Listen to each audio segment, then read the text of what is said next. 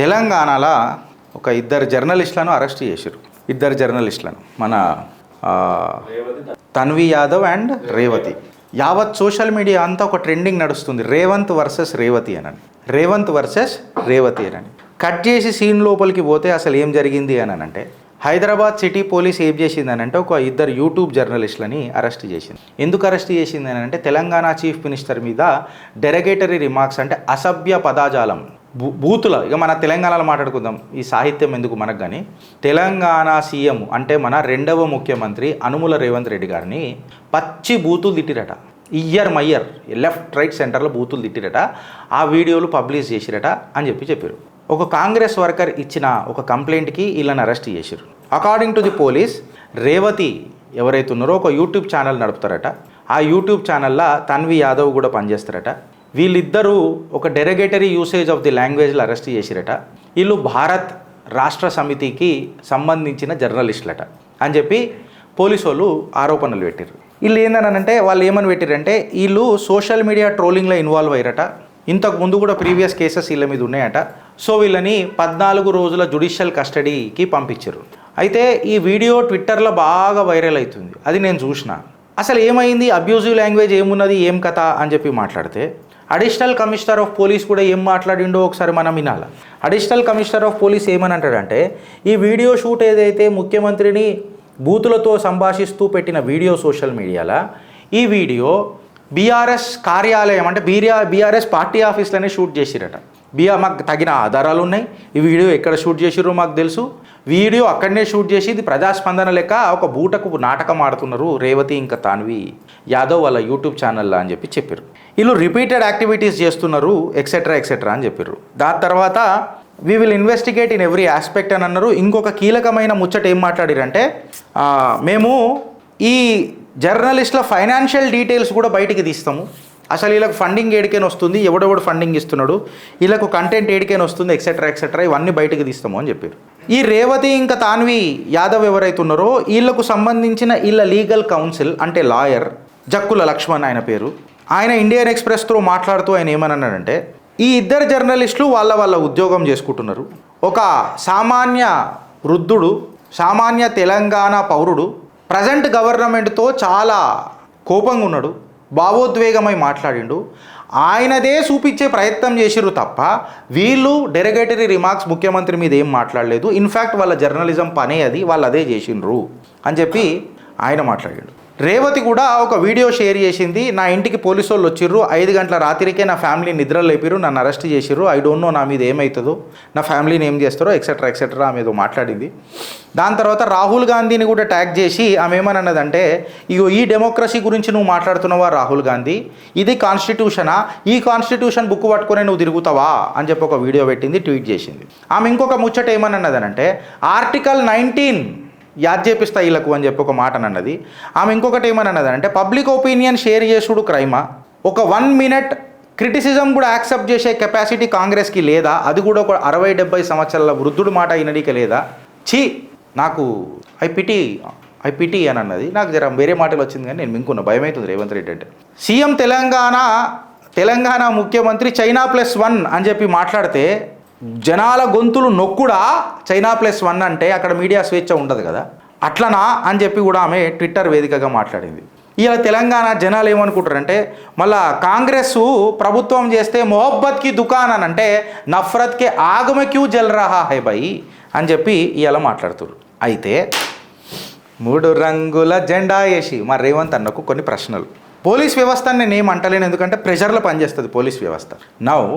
నేను ఫస్ట్ మాట్లాడేటప్పుడు ఆర్టికల్ 19 అని చెప్పి మాట్లాడిన, ఫర్మాన్ జారీ చేసినప్పుడు ఎక్సెట్రా ఎక్సెట్రా. ఆర్టికల్ 19 అని మీద మాట్లాడినప్పుడు రేవతి కూడా అదే ఎంఫసైజ్ చేసిండ్రు. అయితే ఇందులో ప్రోస్ అండ్ కాన్స్ రెండో చెప్తా ఫ్రెండ్స్.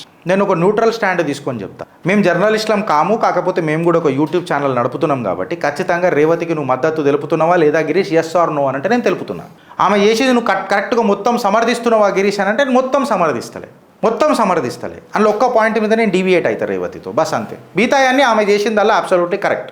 ఆమె ఇక బీఆర్ఎస్కి సపోర్ట్ చేస్తుందా, కాంగ్రెస్కి సపోర్ట్ చేస్తుందా అంటే, వెనకటికి మొన్నటిదాకోకోడు మురిగిపోయిన చింతపండు ఒక పార్టీకి సపోర్ట్ చేసిండ. ఇప్పుడు నేను కులయాం చెప్తాను బీజేపీకి సపోర్ట్ చేస్తానని. ఇవాళ జర్నలిజం అని అనేది ఇండిపెండెంట్ ఇన్స్టిట్యూట్ ఇవన్నీ పక్కకు పెట్టేసారు, ఇవన్నీ పక్కకు పెట్టేయారు. అందరు మతలబ్తోనే పనిచేస్తుర్రు. అట్లీస్ట్ నేను హానెస్ట్గా కన్ఫెస్ చేసినాం మేము, అంతే కదా, కరెక్ట్గా చెప్పినా కదా. ఇవాళ రేపు జర్నలిజం అనేది ఒక పార్టీకి అఫిలియేటెడ్ అయ్యి ఉన్నది. అది మనసులో పెట్టుకుంటే నాకు రేవంత్ అన్నకు కొన్ని సూటి ప్రశ్నలు. అయితే గిరీష్, నువ్వు రేవతిని ఎక్కడ సమర్థిస్తున్నావు, ఎక్కడ వ్యతిరేకిస్తున్నావు అని అంటే నేను ఒకటే దగ్గర వ్యతిరేకిస్తున్నా రేవతిని. రేవతి గారు, మీరు చేసింది అబ్సల్యూట్లీ కరెక్ట్. మా మద్దతు 100% ఉంటుంది, 100% ఉంటుంది మీకు. ఇప్పుడు అదొకటే తప్పేందనంటే మీరు ఆ తిట్లు తిట్టేటప్పుడు బీప్ సౌండ్లు పెట్టేది ఉండే, అది కట్ చేసేది ఉండే, అదొకటే కట్ చేసేది ఉండే, కథం. కట్ కూడా చేయాల్సిన అవసరం లేదు, ఆడ బీప్ పెట్టేసేది ఉండే, మిగతాదంతా మీ పక్కన ఉంటుండే. ఇక అర్థమైపోతుంది జనాలకు, తిట్టాలనే ఉద్దేశంతోనే ఏమున్నది, బీప్ పెట్టినా చాలు మాకు కూడా అర్థమవుతుంది. మనం బేరు మినిమం అర్థం చేసుకుంటాం కదా. ఈ మాట నేను ఎందుకు అంటున్నా అని అంటే ఇప్పుడు రేవంత్ రెడ్డి అని అడుగుతున్నా. దానికంటే ముందు రేవతి గారు చెప్పిన ఆర్టికల్ 19 మీద జర మనం డిస్కస్ చేద్దాం. The article 19 of the Indian constitution ఏం చెప్తుంది తెలుసా రేవంత్ అన్న? ఇప్పుడు ఆర్టికల్ 19 రాజ్యాంగం ఇచ్చిన నా హక్కు ఏం మాట్లాడుతుంది అని అంటే freedom of speech and expression అని మాట్లాడుతుంది. భారతదేశంలో పుట్టినందుకు గర్వంగా, గౌరవంగా గర్జించి మాట్లాడే ఫ్రీడమ్ ఆఫ్ ఎక్స్ప్రెషన్ నాకు భారతీయ రాజ్యాంగం ఇచ్చింది. రాజ్యాంగాన్ని జేబులలో పెట్టుకొని కుర్చీ మడత పెట్టుకున్నాడు కాదు రేవంత్ అన్న, దాన్ని ఇంప్లిమెంట్ చేయాలనే. Freedom to assemble peacefully without arms. ఇగో ఇదే ముచ్చట నేను సివి ఆనంద్ గారికి కూడా చెప్పబోయిన ఫర్మాన్లా. మీరేమని అన్నారు? అసెంబుల్ పీస్ఫుల్గా కావద్దు, మీరు బైక్ల మీద తిరగొద్దు, అందరు గుంపులు జాన్ కావద్దు అని ఫర్మాన్ ఇష్యూ చేసాడు. బట్ ఆర్టికల్ 19 నాకు ఏమని చెప్తున్నది? నా పండుగలు నేను పీస్ఫుల్గా అసెంబుల్ అయితా, నేను మారణాయుధాలు పెట్టుకోలే, నా ఇంటి మీద పెట్రోల్ బాంబులు లేవు, నా గుడ్ల మీద రాళ్ళు లేవు. ఆ గల్లీల మొత్తం రాళ్ళన్నీ మస్జిద్ల మీద దొరుకుతాయి ఏమన్నా అయినప్పుడు. మా దగ్గర అట్లా లేదు. మా చేతులలో రంగులు ఉంటాయే, కౌగులించుకునే మనస్సు ఉన్నదే, కడుపులో పెట్టుకునే అంత ఓపిక ఉన్నదే నా సనాతనానికి. రాజ్యాంగాన్ని ఇంప్లిమెంట్ చేసే కెపాసిటీ ఉన్నదే, assemble peacefully and without arms ఉన్నదే. మాకు ఫ్రీడమ్ వచ్చింది రాజ్యాంగం. అసోసియేషన్లు పెట్టుకునేది, కోఆపరేటివ్ సొసైటీలు పెట్టుకునేది. మీ ముంగట పెడుతున్న ఫ్రెండ్స్, నేనేం ఎక్స్ట్రా మాట్లాడతలేను. నాకు రాజ్యాంగం హక్కు ఇచ్చింది. భారతదేశం టెరిటరీలో నేను ఏడన్నా తిరుగుతా భారత మొత్తం రాజ్యాంగ, యాజ్ లాంగ్ యాజ్ నేను భారత పౌరుడు లెక్క ఉన్నంతసేపు నేను ఏడన్నా బతుకుతా, ఏడన్నా సెటిల్ అవుతా. ఇది నాకు హక్కు ఇచ్చింది. నేను ఏ ప్రొఫెషన్ అన్నా ఫాలో అవుతా, ఏ ఆక్యుపేషన్ అన్నా తీసుకుంటా, ఏ బిజినెస్ అన్నా చేస్తా లీగల్గా. గంజాయి అమ్ముడు కాదు. మళ్ళీ ఇది ఆర్టికల్ 1 అవుట్లైన్ చేస్తుంది. నాకు తెలుసు రేవంత్ అన్నది నన్ను ఏడ టార్గెట్ చేస్తాడో, నన్ను ఏడ కౌంటర్ ఇచ్చేందుకు ప్రయత్నం చేస్తాడో. వెన్ ఐ సే టోటలీ, నేను నాగేశ్వర్ లెక్క సగం మాట్లాడా. ఆ ఆర్టికల్ 90 క్లాస్ 2లా ఇక్కడ రేవంత్ని వాళ్ళు ఇబ్బంది పెట్టిరు. ఇక్కడ రేవతి బుక్ అయింది పాపం. ఇది ఒకటే దగ్గర మీరు బీప్ సౌండ్ పెట్టేసినట్టు అయిపోతుండే. రేవతి గారు, నా మద్దతు 100% ఉంటుంది. I will speak for you. ఈ ప్రభుత్వం మీద నిరసన ఉన్నది వాస్తవమే. నేను చెప్పుడైంది, వాళ్ళు చెప్పుడైంది. రేవతి గారు, వాళ్ళ ప్రభుత్వం పెట్టిన సర్వేలనే వాళ్ళ నోట్లలో ఉంచిర్రు. మీ కాంగ్రెస్ కాక్తూ అని చెప్పి కాకరించి ఉంచిర్రు ప్రజలు వాళ్ళ పోల్లని. You have done a fantastic job putting the public pulse on the social media. దానికి బీప్ పెట్టేది ఉండే. ఎందుకు అనంటే ఇగో ఈ సెక్షన్ల వల్ల మిమ్మల్ని నాడు నొక్కుంటాడు. ఎక్కడ అనంటే 19(2) ఏం చెప్తుంది అనంటే sovereignty and integrity of the nation. ఏదన్నా నువ్వు గెలుకుతావు అనంటే ఈడ తొక్కుతారు బొంద పెట్టి. ఇప్పుడు ఆడ గెలికిండాడు స్టాలిన్ గారు కూడా. National currency sovereignty and integrity of the nation దగ్గర గెలికిండాడు. నేను ఈ వాడతా, నేను ఆది వాటాడా అని సెక్యూరిటీ ఆఫ్ ది స్టేట్ని కూడా కాంప్రమైజ్ చేసిండు. దానికి కాంగ్రెస్ మద్దతు తెలుపుతున్నది. Friendly relation with the foreign states, Donald కూడా ఆన్ దగ్గర దిగుతాడు. ఇది తప్పు కదా. పబ్లిక్ ఆర్డర్, రేవతి ఇక్కడ ఫిట్ అవుతుంది. Public order, decency and morality ఇక్కడ ఫిట్ అవుతుంది. అంటే నువ్వు ఆర్టికల్ 19(1) చేసుకో, నీకు భారత రాజ్యాంగం ఫ్రీడమ్ ఇచ్చింది. కాకపోతే ఆ ఆర్టికల్ సబ్ క్లాస్ 1కి, ఆ ఆర్టికల్ 19 సబ్ క్లాస్ 1కి 19 సబ్ క్లాస్ 2 సపోర్ట్ చేస్తుంది. ఎట్లా? ఈ పరిధిలో పడొద్దు, నువ్వు పరిధిలో పడితే బద్దలు భాషింగాలు అయితే. అంటే నువ్వు భారతదేశాన్ని అవమానిత పూరితంగా మాట్లాడతానంటే నీ బద్దలు వగులుతాయి. సెక్యూరిటీ ఆఫ్ ది స్టేట్ని కాంప్రమైజ్ చేస్తానంటే బద్దలు వగులుతాయి. Friendly relations with other nations తీసుకొని భారత్లో హస్తగతం చేస్తానంటే మాత్రం మీ బద్దలు వలుగుతాయి. పబ్లిక్ ఆర్డర్ని డిసింటిగ్రేట్ చేస్తానంటే పగులుతుంది. డీసెన్సీ వదిలిపెట్టి మొరాలిటీ మర్చిపోతానంటే పేలుతుంది. కోర్టులను ఉల్లంఘించి, కోర్టు ఆర్డర్ను ఉల్లంఘిస్తే కంటెంప్ట్ ఆఫ్ కోర్టులు అవుతాయి. ఇష్టం వచ్చినట్టు ఎవడి మీద పడితే వాడి మీద ఆధారాలు లేకుండా మాట్లాడతానంటే డిఫమేషన్లు అవుతాయి. ఇంకొకటి ఏదైనా ఇన్సైట్మెంట్ ఆఫ్ అఫెన్స్ ఏదైనా మాట్లాడతా అంటే దాని మీద క్రిమినల్ కేసులు అవుతాయి. దానికి ఇగో ఈ సవరణ పెట్టిర్రు. అయితే రేవంత్ అన్న article 19(1) of sub clause 1 of A ఏమని మాట్లాడుతుంది తెలుసానే?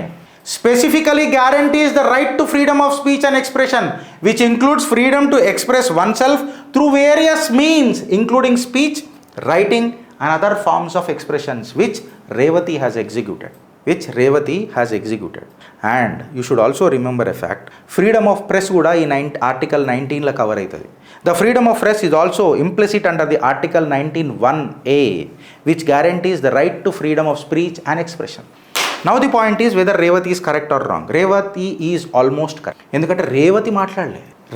ప్రజాస్పందన ఈ ప్రభుత్వం మీద మాట్లాడింది.